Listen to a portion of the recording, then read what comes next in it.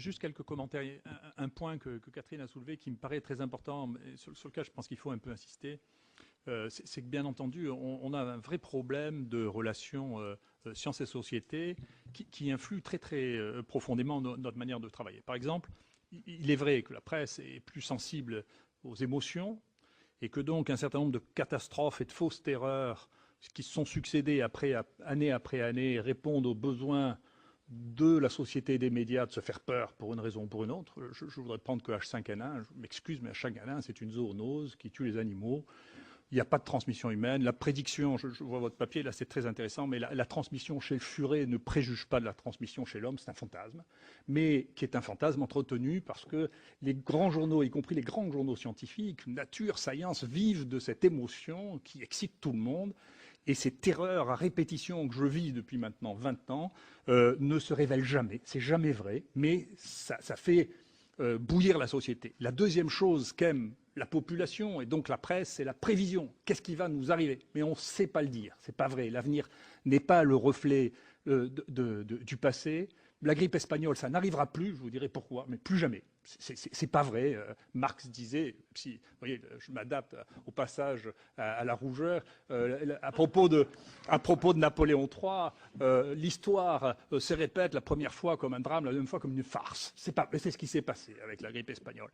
La troisième chose, c'est que même si on parle de tabous, les tabous les plus importants, je vais vous en donner un, au risque de me faire crucifier, les tabous, les choses les plus simples, les plus évidentes dans la transmission, on n'a toujours pas le droit de le dire, mais je vais vous le dire quand même. Quand même, on a un problème majeur avec le sida dans ce pays, c'est que la population des gens qui ont des coïtanos réceptifs ont un taux de transmission et d'infection qui est aussi élevé qu'il y a 30 ans.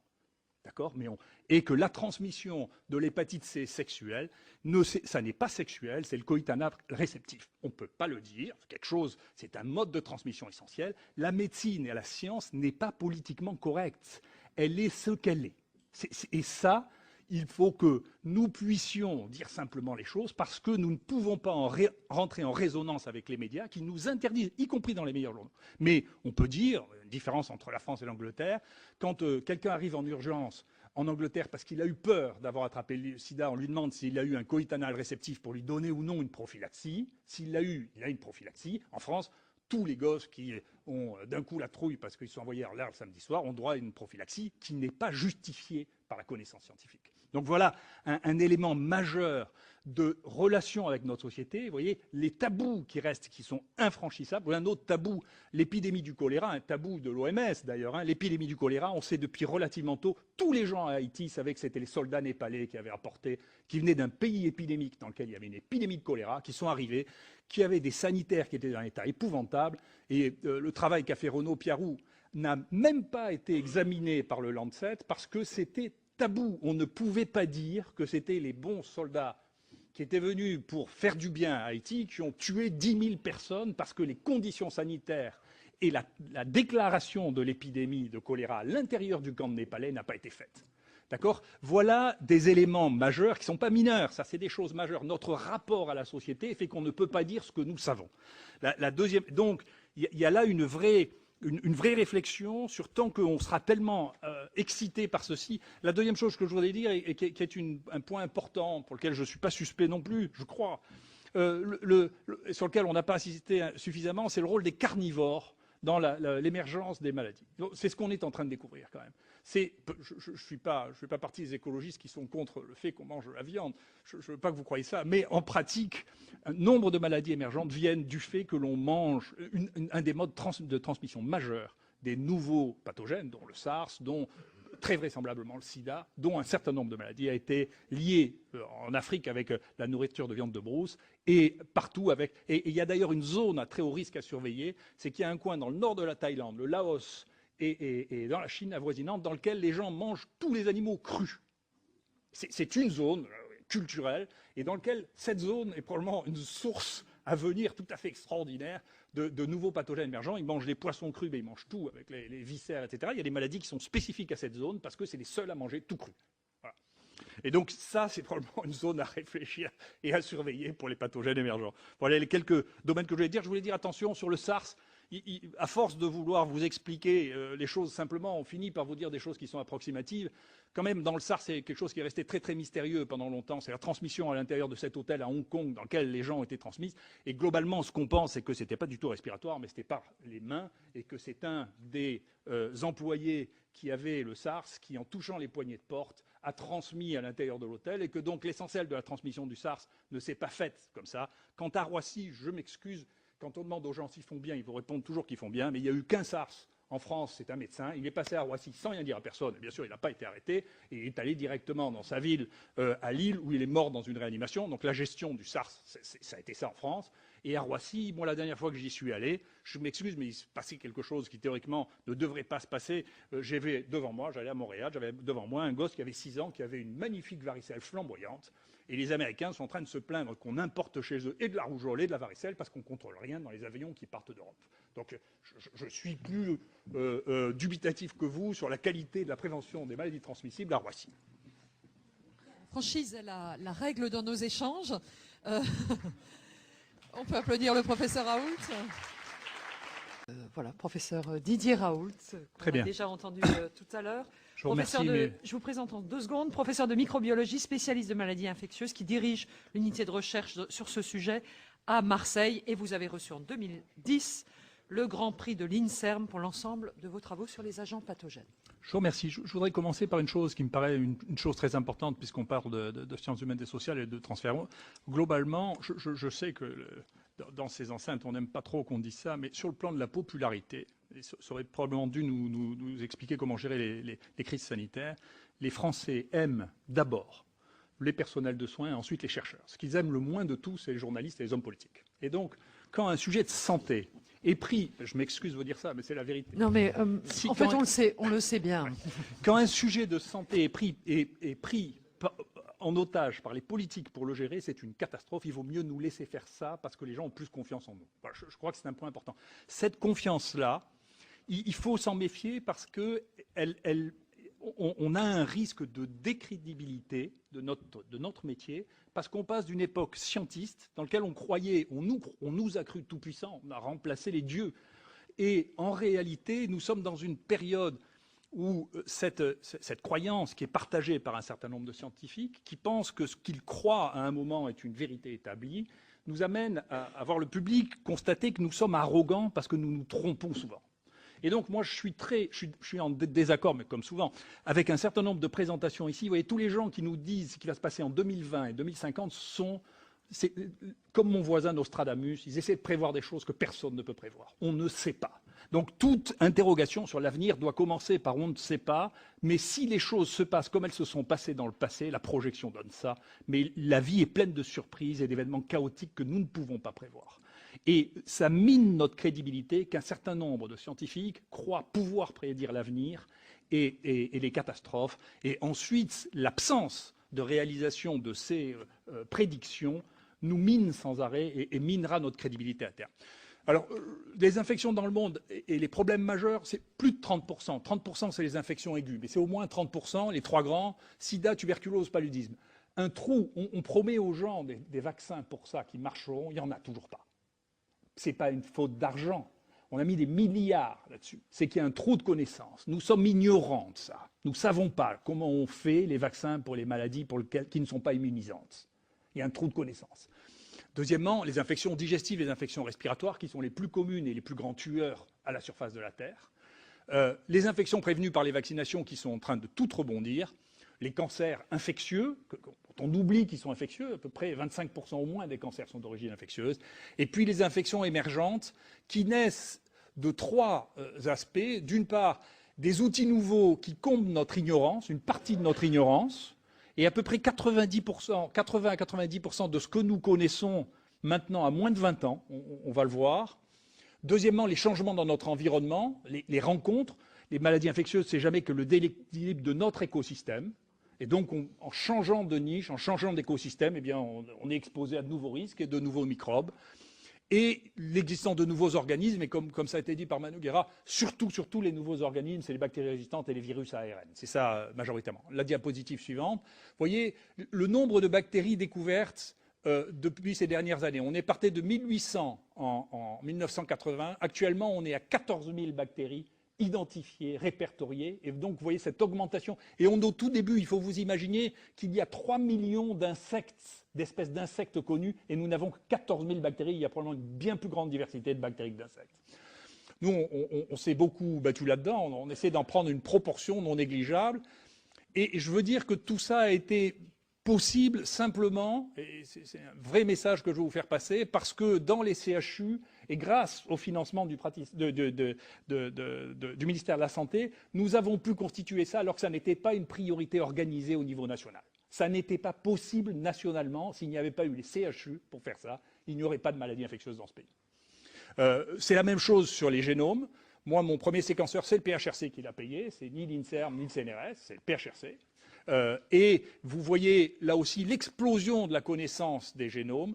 Demain, on fera des génomes en 24 heures sur les bactéries émergentes. Mais vous voyez sur la diapositive de droite la proportion de l'incompréhension totale du monde que nous avons. C'est-à-dire que quand on séquence tout ce qu'il y a dans notre environnement, eh bien, il y a 70% des séquences génétiques dont on ne sait pas si elles sont virales, si elles sont bactériennes ou si elles appartiennent à des eucaryotes. Donc c'est une ignorance complète de à quoi raccrocher. 70% de l'expression du vivant nous est totalement inconnue et c'est un des défis de l'avenir.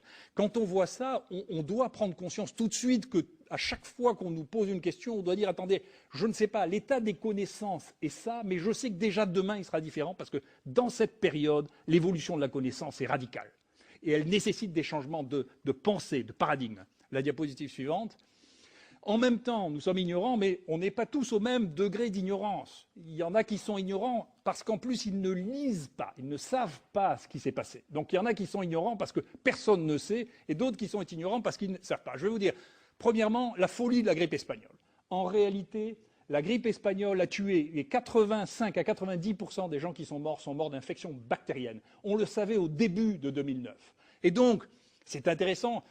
La bonne pratique des antibiotiques que j'ai appris avec mon ami Bricaire, qui était on ne donne pas d'antibiotiques à la grippe, n'est pas vrai. C'est-à-dire qu'en réalité, le fait de donner des antibiotiques aux gens qui ont 48 heures de grippe est la meilleure sauvegarde pour empêcher les gens de mourir. Et d'ailleurs, la proportion des gens qui meurent de grippe diminue, et la proportion de ceux qui meurent de surinfection bactérienne diminue depuis qu'on a les antibiotiques. Donc, vous voyez un modèle massif qu'on a tous enseigné, qui est faux, dont on s'est rendu compte par l'analyse et par la connaissance. Vous voyez, donc, il n'y aura plus de grippe espagnole parce qu'on a des antibiotiques et parce que 50% mourraient d'infection à pneumocoque et qu'on a du vaccin pour prévenir le pneumocoque. On le savait, c'était publié par Klugman en 2006.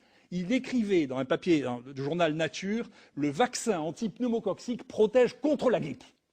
C'était écrit, on le savait. Mais c'est un de nos problèmes, c'est que les virologues ne lisent pas la bactériologie, les bactériologistes ne lisent pas la virologie, et que donc si vous mettez grippe, et que vous mettez ça comme mot-clé dans tous les meilleurs journaux du monde pendant 10 ans, il n'y en a pas un sur lequel il y a marqué grippe et pneumocoque, alors que c'est le pneumocoque qui tue dans la grippe. Vous voyez ?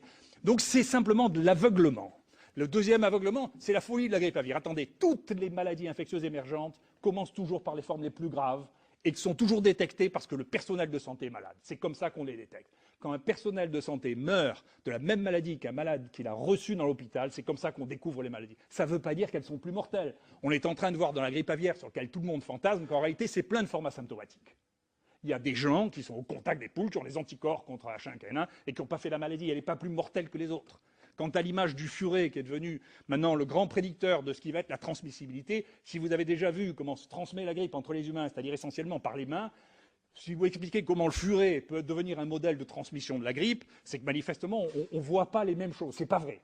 La prédiction par le furet, c'est pas vrai. C'est la prédiction chez le furet. Voilà. C'est ni supérieur ni inférieur à la prédiction qu'on voit chez le truc. La folie du bioterrorisme. J'ai été au milieu. J'ai transformé le rapport qu'on me demandait de faire au ministère de la Santé en quelque chose sur les maladies infectieuses émergentes parce que je ne voulais pas parler simplement d'une crise dont je voyais bien une partie des tenants et des aboutissants, en particulier l'intoxication que nous faisaient les services américains. En réalité, le bioterrorisme microbien, il n'y a eu depuis 40 ans que 2 exemples.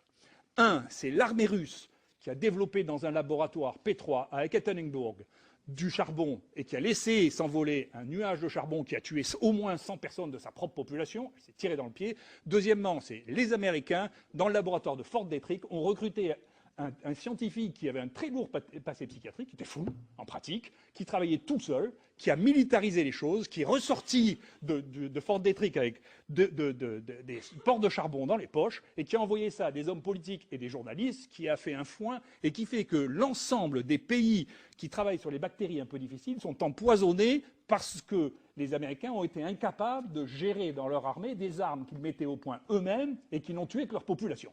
Et à partir de ça, on ne peut plus travailler sur la peste, on ne peut plus travailler sur la tularemie, on ne peut plus travailler sur des maladies qui tuent vraiment les hommes, parce que tout ce fantasme a pris toute la société autour du bioterrorisme, qui n'a jamais été que de la très mauvaise gestion des deux plus grandes armées du monde.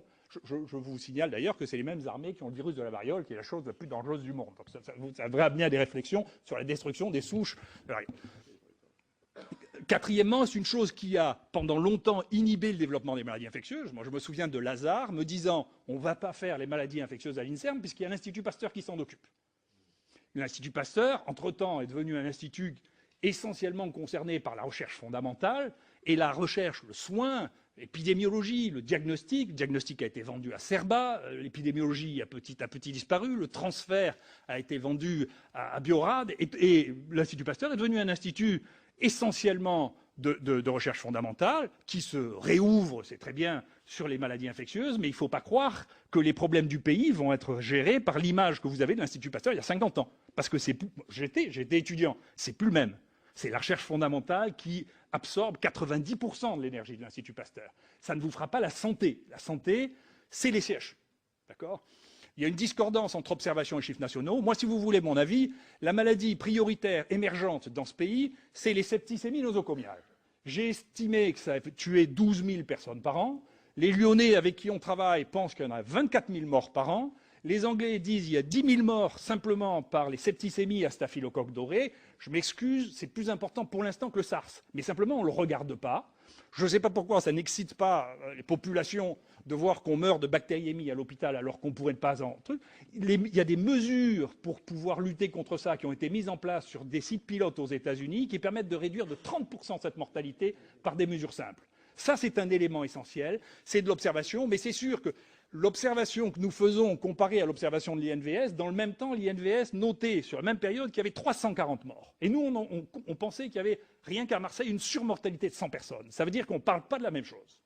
Et donc, il y a des moyens d'observation, pas seulement en Afrique, il faut regarder en France de quoi les gens meurent, ce qui est une chose très importante. Enfin, pourquoi ? C'est parce que la veille sanitaire est de nature biostatistique. Ce n'est pas les médecins santé publique qui font la veille sanitaire, c'est la biostatistique. Ça, c'est la leçon du CDC aux États-Unis. C'est fait par des PhD de biostatistique. On manie des chiffres, des données massives. Je vous rappelle simplement qu'en 1976, la maladie des légionnaires a été trouvée parce qu'il y avait une surmortalité des hommes de plus de 50 ans pendant 2 semaines à Philadelphie et que ça a été vu sans qu'un seul médecin ait vu. C'est des statistiques, c'est de la comparaison par rapport à la moyenne statistique. C'est comme ça qu'on découvre les pathogènes émergents. La diapositive suivante. Donc l'État doit s'appuyer sur une base scientifique élargie et rapide pour intégrer les données nouvelles qui se multiplient. Là, on est à l'âge des analyses massives. Tout est répertorié dans les hôpitaux. Il y a maintenant 3 programmes de microbiologie qui circulent dans tous les hôpitaux. Il faut utiliser et avoir des méthodes d'analyse massive. C'est un des points clés de l'avenir. Il faut détecter les événements anormaux. Il faut analyser les signaux. On a besoin de ça beaucoup plus que de réseaux. Un des problèmes que nous avons, c'est que l'INVS est venu du réseau national de santé publique, qui était un réseau de médecins. Maintenant, ce dont nous avons besoin, c'est d'analyse massive de données. Deuxièmement, il faut développer sur la veille sur les syndromes. La veille sur les syndromes, c'est non médical. Actuellement, si vous voulez savoir s'il y a le début d'une épidémie de gastro-entérite, ça a été étudié. Le premier signe, c'est vous tapez gastro-entérite sur Google. Si vous avez une augmentation massive du nombre d'interrogations dans le domaine où vous êtes, c'est le premier de tous les signaux. Le deuxième, c'est l'absentéisme des femmes jeunes, parce qu'elles gardent leurs gosses qui ont une gastro-entérite. Le troisième, c'est la consommation d'antidiarrhéiques dans les pharmacies. Et enfin, c'est seulement les médecins qui disent « Tiens, j'ai vu 3-4 gastro-entérites cette semaine ». Donc il faut changer la nature de la veille des signaux. Il y a une restructuration de la recherche. Il faut mettre à la disposition de tous les investigateurs les données de mise à jour. Moi, j'avais dit à Jean-François Mattei en 2002, et son cabinet avait apprécié plus ou moins, ce que tu risques le plus, c'est que personne ne sait quand on meurt. Dans ce pays, ce que je vous disais, vous voyez, en 1976 aux États-Unis, en 2002, il n'y en avait pas le début de tout ça.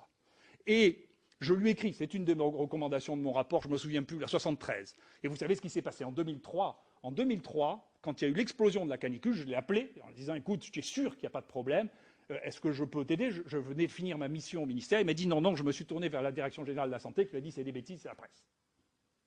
Août 2003. C'est-à-dire que les services de l'État étaient incapables, et à la fin, les statistiques ont été faites par les croque-morts. C'est les croque-morts qui ont dit, écoutez, on est en rupture de cercueil au milieu du mois d'août à Paris. Donc c'est ça l'état de la veille. Et moi, j'ai demandé pour savoir, j'ai une hypothèse que je veux vérifier, je pense que H1N1 a sauvé 2 à 3 000 vies en France. Parce qu'elle a inhibé, pour des raisons absolument incompréhensibles, les autres circulations de la grippe, et qu'elle s'est arrêtée en décembre. Je veux vérifier ça. Donc je voudrais avoir les données du pays. Eh bien, pour l'instant, on ne peut pas les avoir, et pour les avoir, il faut que je paye 30 000 € pour pouvoir savoir qui est mort dans ce pays et où, dans les données qui sont collectées par le pays. Donc vous voyez, l'accès aux données brutes, c'est un des éléments essentiels de la surveillance, et il faut les mutualiser. Et enfin, il est nécessaire d'investir dans des nœuds technologiques multiples de type IHU, mais pas qu'à Marseille. La diapositive suivante. Il faut amener la diapositive suivante. Ah, c'est parti. Et enfin, on a une désorganisation, un centralisme, un isolement. Avoir créé l'INVS à Saint-Maurice sans microbiologie, sans malades, sans recherche et sans universitaires, c'est une faute. Il faudra bien à un moment réfléchir, il faut mettre les gens ensemble. Sinon, on crée des cultures qui sont non seulement séparées, mais qui deviennent antagonistes. Les uns et les autres se sentent en compétition, se disputent, ne pensent plus pareil. Ce n'est pas la peine de faire des réunions si les instituts sont complètement isolés. Il faut les regrouper, il faut faire des nœuds dans lesquels on met les gens ensemble et qui travaillent ensemble. On a détruit la recherche en maladie tropicale et des voyages, c'est quelque chose qui avait plus de 100 ans. L'armée, d'un coup, a décidé, ce qui était la plus grande source de médecins et de médecine tropicale, a décidé de tout déplacer à Brittany. Et donc, on fait maintenant la médecine tropicale et des voyages à Brittany. Et à peu près tous les gens qui étaient responsables de ça, je regrette beaucoup parce que j'avais beaucoup aidé à la formation scientifique avec un accord avec l'armée, ont tous démissionné. On a détruit la base de ça.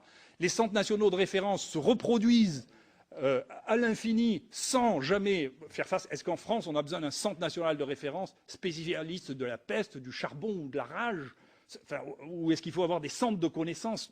Ça n'a pas de sens par rapport à des priorités de santé publique. Les comités, je m'excuse de dire ça, vous voyez, vous me faites venir à Paris pour parler 5 minutes, mais faites perdre plus d'une journée pour ça.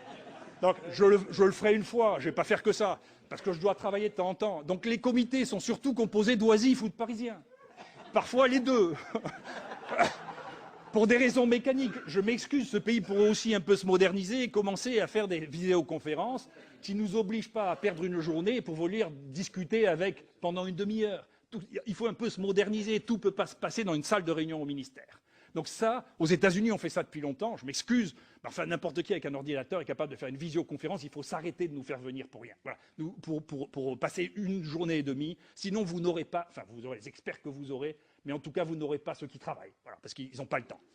Les institutions ont des lobbying majeurs qui souvent n'ont rien à voir avec leur finalité. Moi je peux vous dire que quand j'étais au ministère, les seules structures d'urgence qui existent dans ce pays pour le soin, ce sont les CHU, il n'y en a pas d'autres.